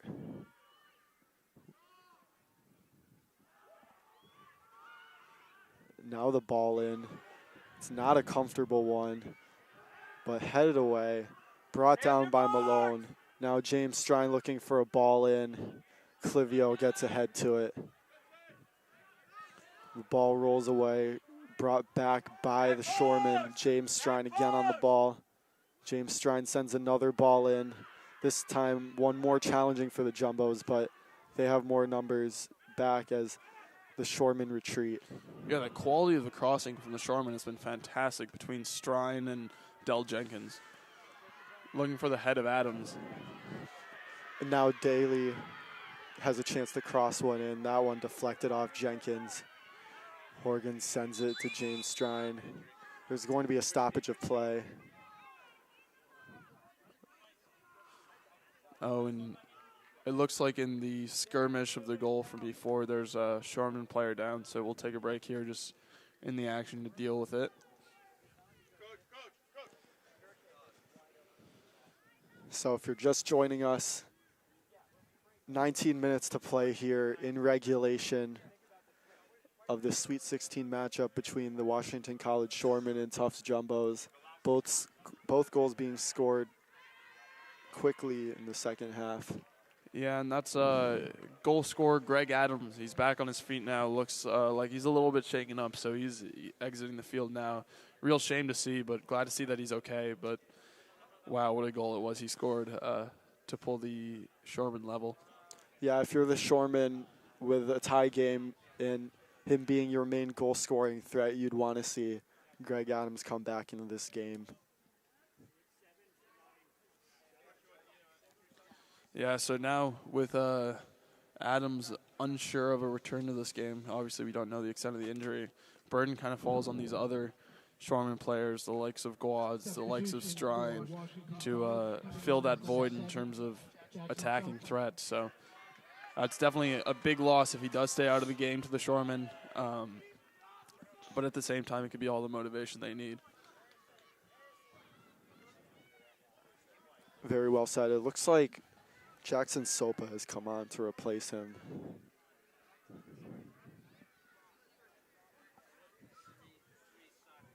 So now Horgan will stand over the free kick.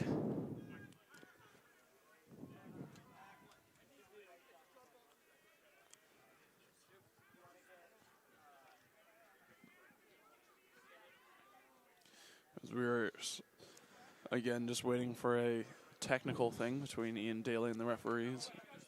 I believe something was wrong with his sock. It looks like Daly is bleeding on his knee. He just needs a bandage there. He gets it wrapped up by one of the athletic trainers. Yeah, just wrapping up his knee here. Obviously okay to continue. That'll happen to you in a very physical game, which we've seen. Good defensive performance from both teams, but each just having that one slip up that's allowed a goal for each. So now Linares passes it back to his goalkeeper, Pinto. Yeah, the rugby and football team and lacrosse team now booing every time the Shoremen touch the ball, trying to create a little bit of an atmosphere here as the Shoremen look to break. Max Jacobs will prepare to come on to the game. The Jumbos needing a goal to send themselves into the Elite Eight. Pauletta makes a good move. And he gets the ball away to Clivio. A gutsy move there with less than 18 minutes left in a tied game of the Sweet 16. Ball just bouncing around midfield, ultimately controlled by the Jumbos. Engie looking to move forward. Yeah, Liam Gherkin still on the pitch. Still have not seen Gibson Campbell return yet.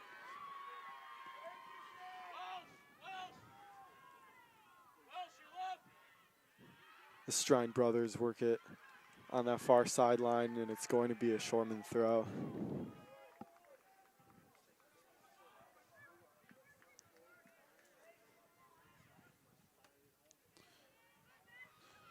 Ball bouncing around in the box. A little bit uncomfortable for the Jumbos, but Calvin Arrow clears it. Kano rushing forward, has Siegelstein running up alongside. Ultimately, the Jumbos are outnumbered. Kano will have to slow down play a little bit. Yeah, and you got to look at it with overtime potentially popping into people's minds now. Kano has played a lot of this game and done a lot of running as compared to the likes of Trainer, Siegelstein. Gherkin brought down on the edge of the box, but there's not going to be a call.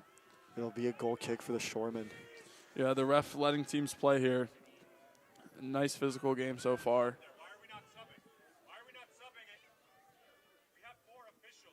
Desatel calling for a sub. Jacobs about to come on.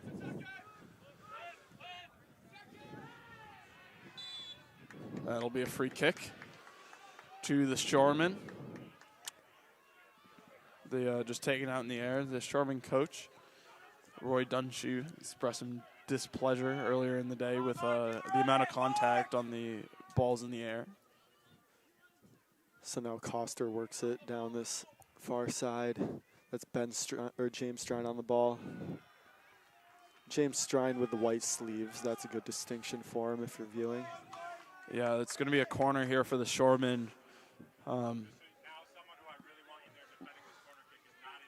There's no real precedent. I don't know how their corners are in the past, but I can tell you that every single ball that they've played into the box so far today from a crossing angle has been fantastic. So it will be interesting to see if they go short or whip. That ball was whipped in but handled by Lauta. Desatel before that corner kick was taken. Coach Desatel very unhappy with the substitution not being made. Max Jacobs, an aerial threat who could have been a good piece to defend that corner, but luckily for the Jumbos, they won't have to worry about that as Lauta now sets the ball at his feet. Yeah, that was the first corner that the Shoremen haven't taken short. Interesting to see electing to go for the in-swinger in on top of Lauta. Pretty comfortable for him in the end. That ball gets away from Pauletta, but handled nicely in the end. Just getting a little nervy here for the Jumbos. They look a little uncomfortable here. Siegelstein battles really well. Yeah. Jumbos ultimately outnumbered. Siegelstein couldn't find Kano. Pinto now with the ball at his feet as the Shoreman reset. Linares gets it to Jenkins, who's marked by Siegelstein. Lovely flick. Now Guad's moving forward. Guad's brought down, and there will be a free kick. Pauletta shown the yellow for the foul. That's the first card of the game from either team. Now a free kick in a dangerous position for the Shoremen with under 15 minutes to play and a spot in the Elite Eight on the line. Yeah, the Shoremen unhappy there. Maybe making a case for a red due to the fact that it's a goal-scoring opportunity. As you can see, Coach Roy, maybe you can't see, but I can tell you Coach Roy Dunshee is expressing his disinterest right now, or displeasure, I should say, at the referee in that only being a yellow, because you could definitely make the argument that that was a denial of a clear goal-scoring opportunity, but Tufts will argue that they had men behind. So now with the quality of the set pieces that we see from Strine, important here for Lauda to get his wall set correctly and the Jumbos to ride this one out. Again, the foul resulting from a good break by the Shoremen, which we've seen all game, taking those surprising goal-scoring opportunities. And now they have one here with the free kick that James Strine is standing over. The lefty. Will he look to bend it around the wall or whip it in? Yeah, a number of possible strategies. He seeks to put in. It looked like a dangerous deflection off the wall, but Lauta handles it. That was incredible technique there. Hit it with the outside of his boot, trying to bend it the other way around the wall into the far corner. And actually, I think the deflection may have saved the Jumbos there, because that was a very well-struck free kick by James Strine. Yeah, and a great job by Lauta, still noticing the ball after that free kick as Guads breaks forward. There's going to be a call. Looks like offside, so one of the first offsides calls of the game going against the Shoremen as they've looked to play a more attacking style with under 14 minutes to play, and both teams just needing that goal to get themselves over the line. Both teams carrying a lot of belief right now. 13 minutes left here. This match is on a knife's edge. Jumbo's been under pressure for the better part of the last 10 minutes. Let's see how they respond here. They've been being hit on the counterattack. So Travis Van Brewer and Max Jacobs come on for the Jumbos. Wu Vin Shin came off. Looks like Daly also came off. Oh no. My apologies. Someone else came off. I think we may have seen a formation switch there with Paoletta coming off. Paoletta on a yellow and actually slid in there before the play was called offside. Kind of, tempting fate there a little bit on a yellow card. And that could be a formational change, or that could just be Coach Desatel, maybe taking a second, speaking with him, calming him down, and keeping 11 men on the pitch. That ball goes in the box and just headed wide of the goal. Wow. Max Jacobs got on the end of that. So off a throw-in. Throw-in to flick on by Calvin Arrow, and it was a free header for Max Jacobs. Yeah, nobody was expecting that. Yeah. And also, if we hadn't mentioned, Max Cook is in the game now. I think Jacobs was a little bit surprised that it fell that easily. He had a clear path of goal, but just tugged it a little bit wide.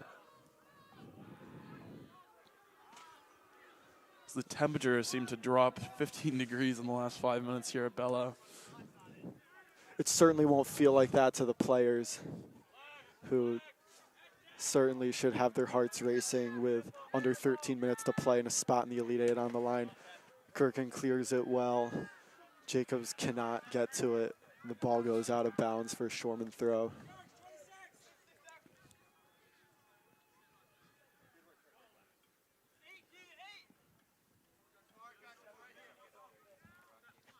Jenkins with the throw, met by the head of Arrow. Van Brewer sends it towards Kano. Kano shielded away from the ball by Comer. As we have the lucky number 7th offside on the Tufts Jumbos. Yeah, you got to think both of these teams have a core of fifth-year seniors that returned. Coach Dunshee spoke about it in an interview last week. And both sets of seniors are one goal away from their whole career being over. So much to play for here in the last 10 minutes. For these guys, for both these teams, for Gherkin the got NCAA. a good touch on that, and it's going to be a Jumbo's throw.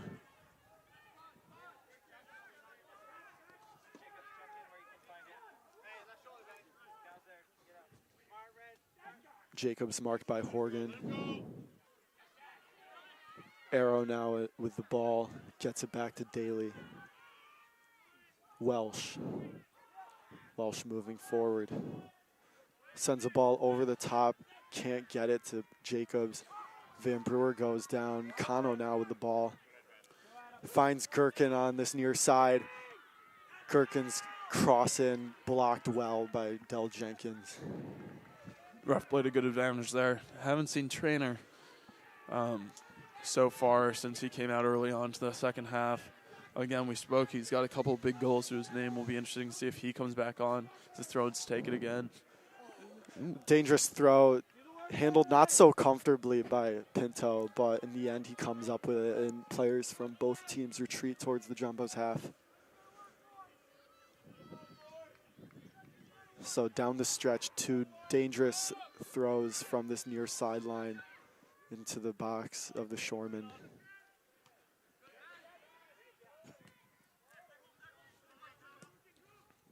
Jenkins sends a ball towards Malone, who brings it down well.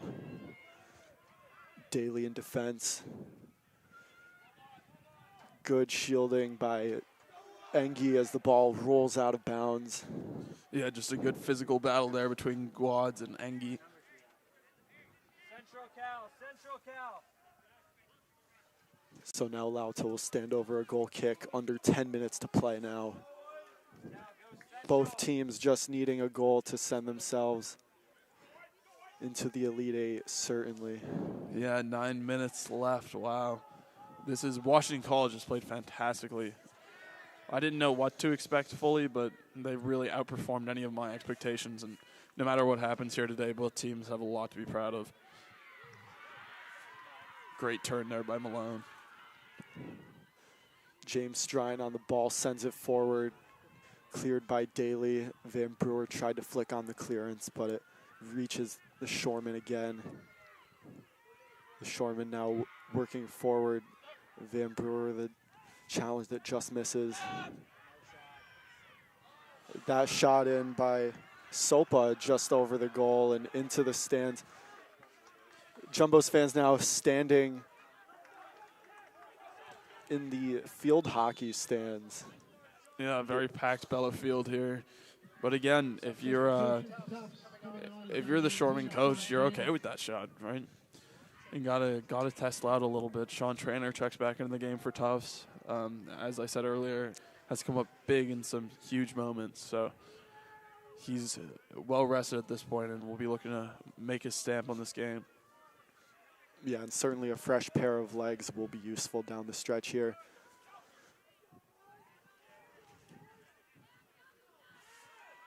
Van Brewer now gets the ball away in the direction of Gherkin. Ben Strine tries to push it forward towards Guads. Now Lauta with some work to do, gets it to Daly. A little cheeky there out of Lauta, a little risky going over the striker's head. Gherkin now working on this near sideline. Traynor working towards the box, sends a ball in.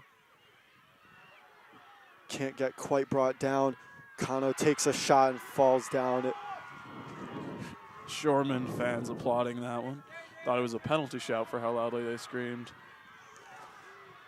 Van Brewer does well to interrupt any counterattack there. Welsh up but not out. Yeah, a bit physical in midfield as possession has been switched. Guad's now on the ball and one-on-one coverage against Daly. Good challenge there. That was great tracking back by Engie. Now, really physical play on the edge of the box. There's going to be a stoppage of play. It looks like it's going to be a foul called on the Shoreman. Very chaotic. No, on the Jumbos. Oh. On the So they're trying to work out exactly what's going on now. Both sets of players are. Very chaotic. It was difficult to see what was going on. This could be critical if a penalty is given away to the Shoreman. Yeah, so I don't think it'll be a penalty. I think that it was about playing on the floor.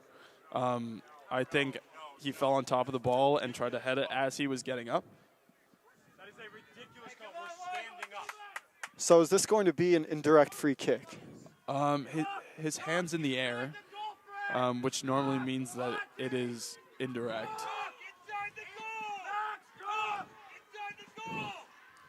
Desatel telling his players to get inside the goal. Desatel very angry with the call. Probably the best blocking strategy here would be to have as many Jumbo's bodies in the box as possible. This is a really dangerous position and a great chance for the Shoreman to advance to the Elite Eight.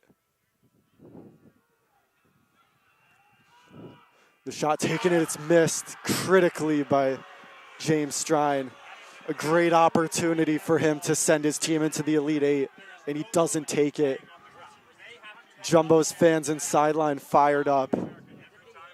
Yeah, that was well defended. I mean, the Jumbos did what they had to do. I'm sorry if you're hearing the arguing over my microphone, but yeah, the Jumbos did what they had to do. Just put meat in the meat grinder there and threw bodies at it. As the Jumbos now get a call.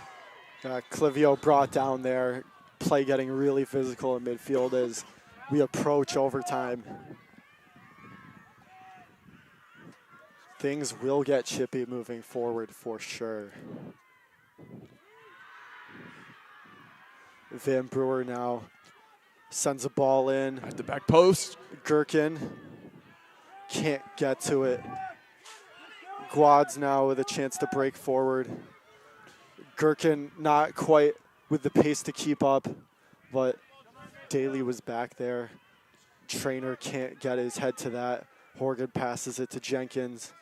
Jenkins gets past Trainer. Jenkins now with a cross in, handled well by Clivio. Van Brewer now moving forward in midfield. That ball won't find anyone. Trainer pressuring Linares. Pinto with a clearance, met by the head of Engie. Cook heads it into the ground.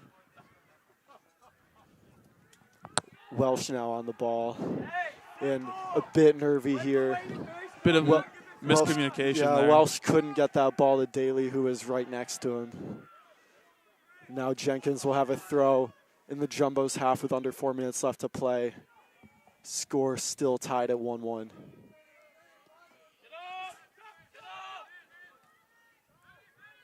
Horgan now in midfield. Crunching tackle there, but fair. The ball stayed in play, and then Cook is fouled there. Wow, Cook putting his body on the line for that one. Came flying across. Clivio will be the one to send it forward. Not quite brought down by Kano. But it will be a Jumbo's throw as we approach 3 minutes to play. Cook will take the throw. He takes it back to Clivio. Welsh now with the ball, sends it in. Arrow. Cook. I mean, look at how much pressure Tufts is putting on it. Looks like all 22 players on the pitch are in the last third of the field right now. Yeah, it almost seems like that. Cook now working in the box. Arrow sends a dangerous ball in, but can't find anyone. Yeah. Trainer gives chase, but it's going to comfortably be let out of bounds in the end. Pinto will have a goal kick as we have 2.5 minutes left to play now. 2.5 minutes for one team to find a goal and most likely, surely send themselves in the Elite Eight, but also 2.5 minutes till potential overtime.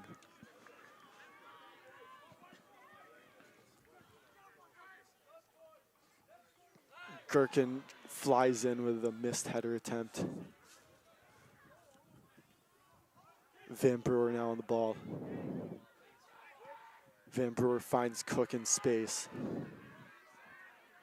Cook cannot get it back to Van Brewer. Cook chasing again. There's not going to be a foul call there. It looked like Cook was already falling down before the challenge came in there by Horgan. Yeah, Cook is throwing his body around the place in the short time he's been on the pitch. That ball by Engie misplaced and into the control of Jenkins, who sends it forward. Welsh gets ahead to it. Now Malone plays it back to Jenkins, who finds Guads. Malone to James Strine. James Strine takes it on, but it's a reckless shot opportunity well wide of the goal. Yeah. Rules for allowed to goal kick. If you're the Jumbos, you'll take that one. Out of all that pressure, all the numbers forward, that kind of shot won't be too unhappy as Clivio seems to give it away there with a minute left. Yeah, that really never looked dangerous, though. The Shoreman moving forward. Jumbo's now with the ball, under a minute remaining.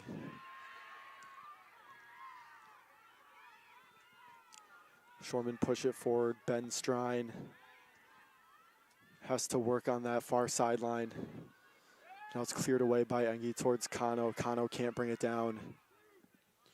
The midfield of Tufts looking a little disconnected here. 30 seconds to play. Van Brewer sends a ball in, but the Jumbos are just far outnumbered, and it doesn't look like they'll get the numbers forward in time for the goal before the end of regulation, as the ball just bounces around in midfield with the clock winding down. Jenkins will get a last opportunity to send a ball in. It doesn't get as forward as he would have liked. Now that last shot taken by Coster is blocked, and we have overtime at Bellowfield for a second consecutive round. And we're going to overtime. Both these teams well experienced so far in overtime this season. Interestingly, in the Centennial Conference semifinal against Franklin and Marshall. They went to overtime. Franklin and Marshall, a very good team. And it was Quads who scored in the 92nd minute, so it only took them 2 minutes into overtime to get that winner. And as you saw with Stevens last week for Tufts, they went into overtime and still nothing could be produced. So that went to penalties. Lots to play for here at Bella Field. So I believe we're going to take a short break, and then we'll bring you overtime. Thank you.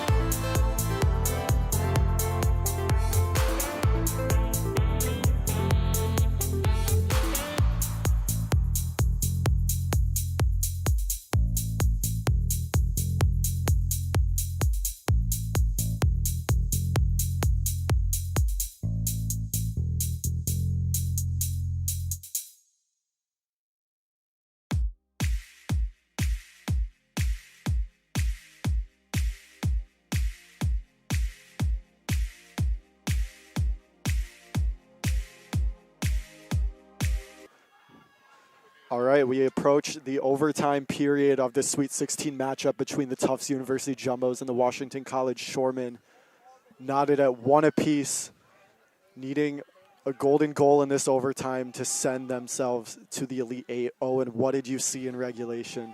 Yeah, I mean, I saw a very competitive game like I thought that we might have. There weren't any crazy clear-cut opportunities. Both teams looked for these balls through the middle, and, I mean, were defended quite well. Ended up being 2 crosses that broke the deficit, so for both sides.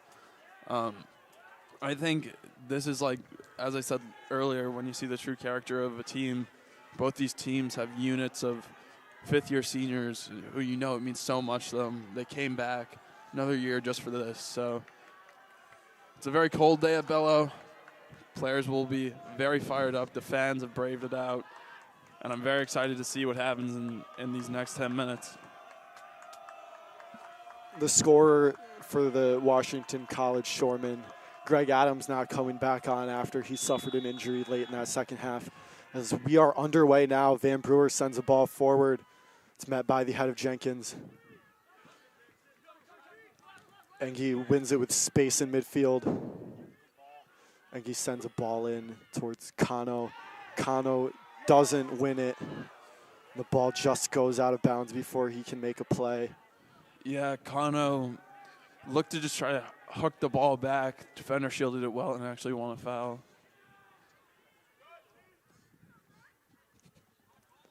Now Arrow on the ball. Jacobs just miscontrols it, but Van Brewer wins it back. Jacobs can't bring it down. But well covered by the Jumbos. Welsh sends a ball in, but it's going to be out of the reach of Jacobs. Interesting choice there made by the goalkeeper Pinto to hit it with his chest. I guess he had to approach the ball when it was just on the edge of the box. He couldn't handle it with his hands. But Jacobs is called for the foul there, and Pinto will look to build forward. Engie on Strine, only ever going to be one winner in that aerial duel. Yeah, Strine with quite the height advantage, as now he sends the ball forward towards James Strine. James Strine with the white sleeves working on that far sideline. Handball there, called. Yeah, Van Brewer just bringing the ball into an unusual position of the hands for the Shoreman defender, and now the Jumbos will have a free kick in their own half.